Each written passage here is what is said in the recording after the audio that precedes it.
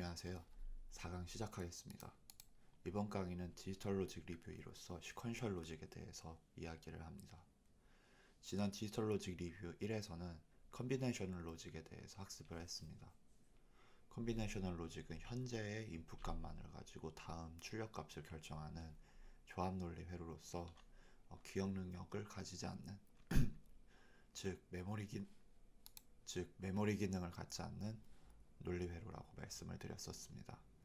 그런데 이제 디지털 논리 회로에서 기억 능력이 없는 컨비네이셔널 로직뿐만 아니라 또 기억 능력을 가지는 시퀀셜 로직이라는 것이 있습니다. 그리고 그 시퀀셜 로직에는 이제 D 플립플롭, JK 플립플롭, 또 JK의 입력인 J하고 K를 서로 묶어서 T의 입력이라고 이름을 붙인 T 플립플롭이 있습니다. 또 이제 플립플롭이라고 범주에 속하기도 하고 또 어떤 학자들에 따라서는 플립플롭이 아닌 레치다라고서 표현하는 소위 레치라는 것이 있습니다. 이 레치 또한 그 엄밀한 범주에서는 기억 능력을 가지기 때문에 시퀀셜 로직에 해당이 됩니다. 그런데 이제 플립플롭과는 대비되는 이제 명확한 차이점이 있는데요. 그 차이점에 대해서 오늘 말씀을 드리겠습니다.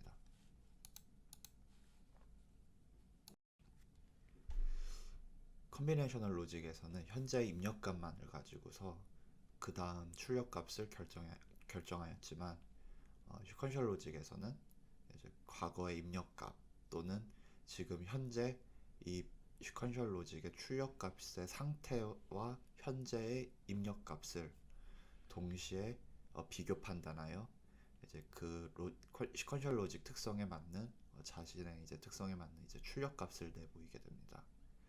가령 예를 들면 이제 JK 플립플롭 같은 경우는 이제 현재의 입력이 만약 J하고 K가 둘 다 1인 경우에는 그 출력값을 반전을 시켜주게 됩니다. 이게 단순히 반전이라는 게 그 지금 현재의 출력값이 1이라고 한다면 그 1을 계속 기억을 하고 있다가 클럭이 엣지가 떴을 때, 즉 라이징 엣지가 떴을 때 그 현재 출력값 1을 반전시켜주는 로직이 되겠습니다.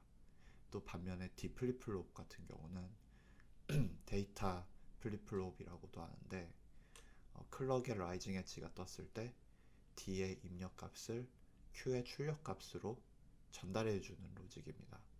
그러면 여기서 상태를 기억한다라는 것은 무슨 뜻이냐 하면 컨비네이셔널 로직에서는 입력값이 1이었으면 이제 그 출력값이 예를 들어서 1이었다고 한다면 입력값이 사라지는 동시에 출력값도 사라지게 됩니다.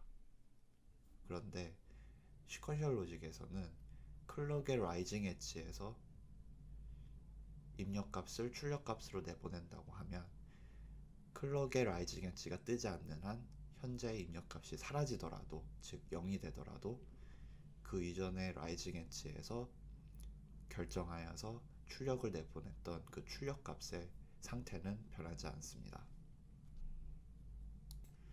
우리가 앞으로 플립플롭을 이야기하면서 싱크로너스라는 표현을 자주 쓰게 됩니다. 이 싱크로너스라는 것은 이제 우리말로 동기라고 부르는데요.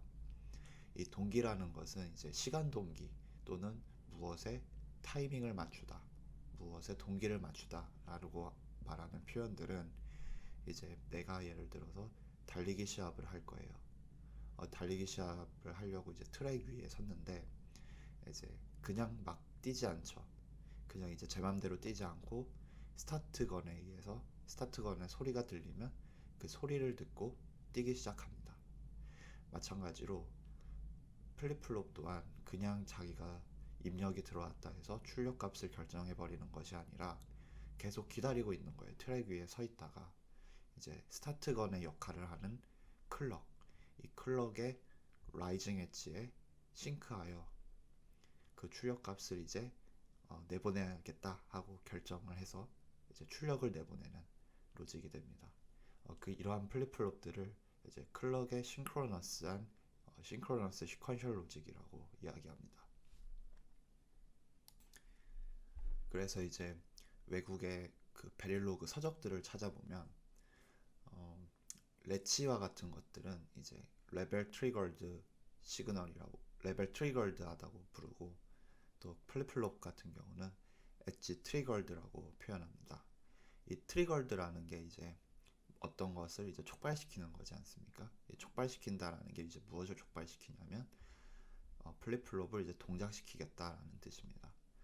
플립플롭이 동작한다라고 하는 것은 이제 디플립플롭이라면 D의 입력을 출력으로 내보내는 것일 것이고 JK 플립플롭이라면 JK 입력이 둘 다 1일 때 그 출력을 반전시키는 것일 겁니다. 이제 그렇게 이제 동작을 스타트시키는 것을 이제 트리거드라고 표현하고, 그러면 그 앞에 붙은 이제 레벨과 엣지는 이제 그 입력 상태에 무엇에 트리거 되느냐라는 거거든요. 이제 레벨에 트리거드 되느냐, 엣지에 트리거드 되느냐라는 겁니다. 이제 엣지라는 것은 이제 우리가 그 보면 이제 엣지 어떠한 그 모서리지 않습니까? 이 모서리라는 게 이제 그 클럭이 0에서 1로 뜨는 그 순간을 엣지라고 하고, 레벨은 단순한 이제 전압의 레벨을 의미합니다. 그래서 전압의 레벨이 1이라고 한다면 그 1이라는 그 전압 레벨에 의해서 그대로 레치가 동작을 해서 입력값을 출력값으로 내보내는, 또는 이제 SR 레치라면 이제 셋을 하거나 리셋을 하는 역할을 바로 시작을 하게 됩니다. 그런데 이제 클럭 그 이제 엣지 트리거드 같은 경우는 단순히 클럭의 현재 로직 값이 1이라 해서 동작하는 게 아니고 로직의 값이 0이라 해서 동작하는 것이 아닙니다. 언제 동작하냐면 0에서 1로 라이징 엣지가 뜨는 그 순간, 그 0에서 1로 전압의 레벨이 변화하는 그 순간을 이제 이 플립플롭이 채서 동작을 시키는, 즉 트리거하는 역할을 하겠습니다. 이제 좌측에 보이시는 심볼은 이제 D 플립플롭의 심볼인데요. 이제 왼쪽에 있는 선들은 입력이 되고 우측에 있는 선들은 이제 출력기 핀이 될 겁니다. 좌측에 이제 그 시그널 이름이 이제 D가 있고, 또 세모나게 이제 세모가 있어요. 주로 이제 클럭의 입력을 CLK라고도 부르지만 심볼에서는 이제 간단하게 세모라는 심볼로 표시를 해줍니다. 그리고 출력 측 같은 경우는 이제 플립플롭에는 일반적으로 그 반전되어진 출력 또한 같이 따라붙기 때문에 이제 반전이라는 의미의 발을 그 표시를 해줍니다. 그래서 이제 가장 기본적인 동작은 이제 D의 입력으로 들어오는 데이터 로직을 Q의 출력으로 내보내주는데, 그 출력을 언제 내보내는가 하면 세모로 표시되어진 클럭 입력이 로직 0에서 로직 1로 레벨 신호의 로직이 변화하면서 엣지를 만들어내는 그 순간, 그 신호의 변화하는 그 순간에 D 플립플롭이 D의 입력으로 들어온 신호를 Q의 출력으로 내보내는 것이 될 것입니다. 이 D 플립플롭을 이제 이퀴벌런트한 서킷은 이제 우측에 보이시는 이제 게이트 레벨로 설계되어진 플립플롭입니다. 아시다시피 이제 D 플립플롭이라는 이 좌측에 보이는 심볼은 이제 실제 회로상에서는 존재할 수가 없는 회로입니다.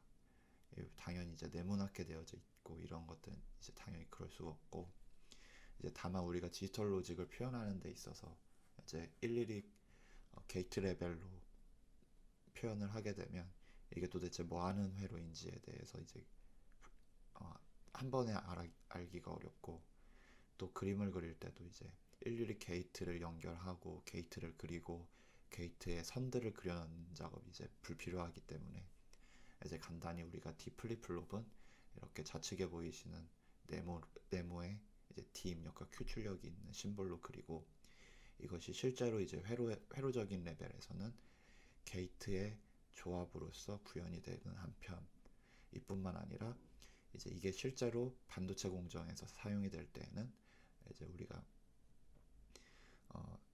우측에 보이시는 이제 낸드 게이트 또한 하나의 심볼에 불과하기 때문에 이 낸드 게이트의 역할을 수행할 수 있는 트랜지스터들의 조합 회로로서 구현이 되게 되게 됩니다. 디플립플롭은 이제 주로 데이터 버퍼 플립플롭이라던가 아니면 딜레이 플립플롭이라고도 부릅니다. 그 기능 때문에 이제 그런데요. 이제 앞서서 계속 말씀드렸듯이 D의 입력을 Q의 출력으로 내보내는 로직이기 때문에 이제 그 클럭이 한번 뜨기 이전까지, 엣지가 생기기 전까지는 Q의 출력이 사라지지 않고 계속 저장이 됩니다. 즉 D의 입력이 사라진다 해서 Q의 출력이 사라지는 것이 아니기 때문에 데이터를 저장한다라고 표현하고, 또 데이터를 저장한다는 것은 하나의 버퍼라는 의미일 수 있으니까 버퍼라고도 부르고, 또 클럭이 이제 주기적으로 뜬다고 한다면 클럭이 맨 처음에 한번 뜨고 D의 입력이 Q의 출력으로 나왔다고 해보죠. 그리고 난 다음에 그 다음 클럭이 뜨기 전까지는 Q의 출력이 변화하지가 않아요. 즉 Q의 출력이 딜레이가 되는 거죠. 그래서 이제 디지털 서킷에서 이제 신호들을 이제 한 클럭 밀거나 이제 민다는 표현은 딜레이를 시키거나 할 적에 이제 간단하게 디플립플롭이 사용이 됩니다. 디플립플롭을 사용한 이제 응용 회로 중에 하나인데요. 이제 시프트 레지스터의 구성입니다. 이제 클럭 입력은 이제 4개의 플립플롭들에 동시에 연결이 되어져 있습니다. 그리고 물론 클럭의 입력이 이제 각각 선들이 이제 길이가 다르기 때문에 클럭의 소스가 이제 가장 좌측에 있다고 한다면 이제 그 클럭의 소스를 이제 싱크하게 되는, 이제 즉 수신받는 이제 디플립플롭의 이제 입력 핀들의 거리가 다 다르죠. 이제 첫 번째 플립플롭과 두 번째 플립플롭의 길이가 달라서 이제 실제로는 이 클럭과 클럭 사이에 서로 스큐가 생기기도 합니다. 그런데 이제 여기에서 이제 이 본 강의에서는 이제 스큐에 대한 영향은 무시하기로 하고, 이제 클럭의 소스에서 출력되어진 클럭이 이제 동일한 시간에 플립플롭의 인풋 핀에 인가된다고 가정을 하겠습니다. 이렇게 해서 이제 클럭이 입력이 될 때마다, 즉 라이징 엣지가 뜰 때마다 D의 입력이 Q의 출력으로 나가게 될 것입니다. 그런데 그 Q의 출력은 다시 또 그 다음 D 플립플롭의 인풋으로 입력이 되어지게 되는데요. 이제 가령 예를 들어서 데이터가 1이 지금 현재 입력되어져 있다고 해보겠습니다. 그리고 그 전에 출력 값은 0으로 초기화가 되어 있었다고 할게요. 그러면 아직 클럭이 뜨지 않았다고 한다면 D의 입력이 1로 변화했다 해서 Q의 출력이 바로 1이 변하지는 않습니다. 바로 클럭의 입력이 라이징 엣지가 뜨는 순간 D의 입력이 Q의 출력으로 내보내지게 될 것입니다. 그러면 이제 첫 번째 플립플롭하고 두 번째 플립플롭 한번 살펴볼게요. 지금 현재 두 번째 플립플롭 입장에서 D의 입력은 0이죠. 그랬을 때 클럭이 동시에 라이징 엣지가 뜨게 되면 D가 바라보는, 아니죠, 두 번째 플립플롭이 바라보는 D의 입력은 0이고 첫 번째 플립플롭이 바라보는 D의 입력은 1입니다. 그 결과 첫 번째 플립플롭이 Q로 출력해내는 로직은 D의 입력값 1이 될 것이고, 두 번째 플립플롭이 출력해내는 Q의 출력값은 1이 아니라 무엇을 바라보고 있었죠? 두 번째 플립플롭의 D가 0을 바라보고 있었죠. 그렇기 때문에 0의 입력을 Q로 출력하기 때문에 0에는 변화가 없습니다. 그리고 난 다음에 D의 입력이, 데이터의 입력이 1이 아니라 다시 0으로 바뀌었다고 해볼게요. 그리고 다시 한 번 더 클럭이 동시에 라이징 엣지가 인가가 됩니다. 그러면 이제 다시 첫 번째 플립플롭이 바라보는 D의 값은 0이었기 때문에 0을 출력해 줄 겁니다.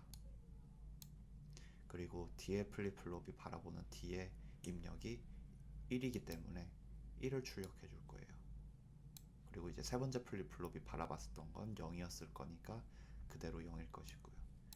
이렇게 이제 클럭이 라이징 엣지가 뜰 때마다 플립플롭의 데이터가 하나씩 쉬프트 되어지는 것을 확인하실 수가 있으세요.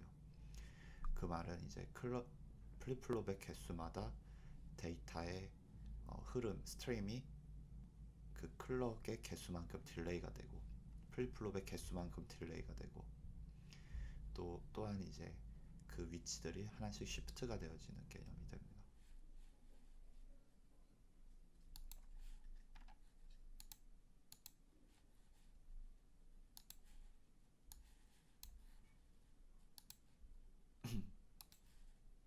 이번엔 JK 플립플롭에 대해서 살펴보도록 하겠습니다. JK 플립플롭도 D 플립플롭과 같이 삼각형으로 클럭 입력이 있고 Q 출력을 가지고 있습니다. 그런데 D 플립플롭과는 다르게 입력 측 시그널이 하나 더 있게 되는데요. J하고 K가 됩니다. 이제 J는 한 일종의 셋이 되고 K는 리셋이 됩니다. 그런데 그 기능 중에 하나가 더 붙어서 J하고 K가 둘 다 1인 경우에 JK, 원래 SR 레치에서는 기능을 가지지 못하지만 JK 플립플롭에서는 기능을 하나 더 가지게 됩니다. 바로 현재 출력값을 반전시키는 역할을 하게 됩니다. 그래서 우측의 타이밍 다이어그램과 같이 살펴보게 되면 이제 우리는 이제 클럭의 엣지에서 작동할 거기 때문에 클럭의 엣지만을 살펴볼 겁니다.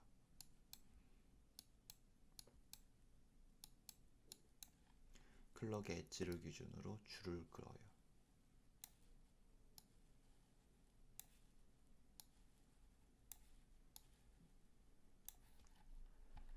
그러면 먼저 J의 입력을 한번 살펴볼게요. J의 입력은 1이고 K의 입력은 0이에요.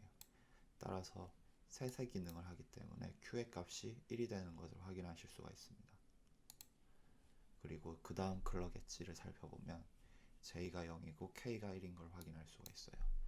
따라서 리셋의 조건을 해당하기 때문에 Q의 출력이 다시 리셋이 되는 것을 알 수 있습니다. 한편 세 번째 클럭은 이제 생략하기로 하고요.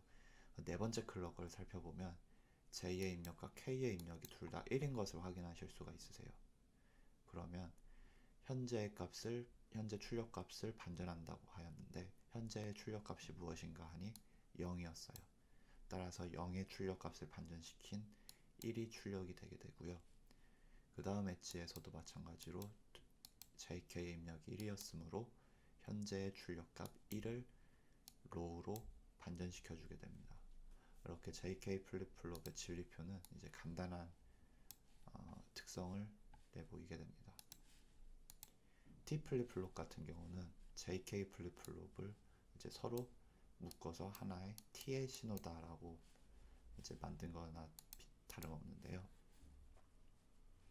이제 타이밍 다이어그램을 같이 보면서 살펴보면 이제 셋과 리셋의 기능이 없게 됩니다. 왜냐하면 원래 셋에는 이제 1을 넣고 리셋에 0을 넣어서 셋의 기능을 수행을 하고 셋에 이제 J핀이 되죠. J 입력이 0을 입력하고 K 입력을 1을 입력함으로써 리셋의 기능을 하였지만 이제 T 플립플롭은 둘 다 묶어버렸기 때문에 J하고 K의 각각의 시그널을 넣어줄 수 없고 항상 동시에 시그널을 넣어줄 수밖에 없습니다. 즉 JK에 항상 1과 1이 동시에 입력되는 경우만을 사용할 수 있다라고 이해할 수 있겠습니다.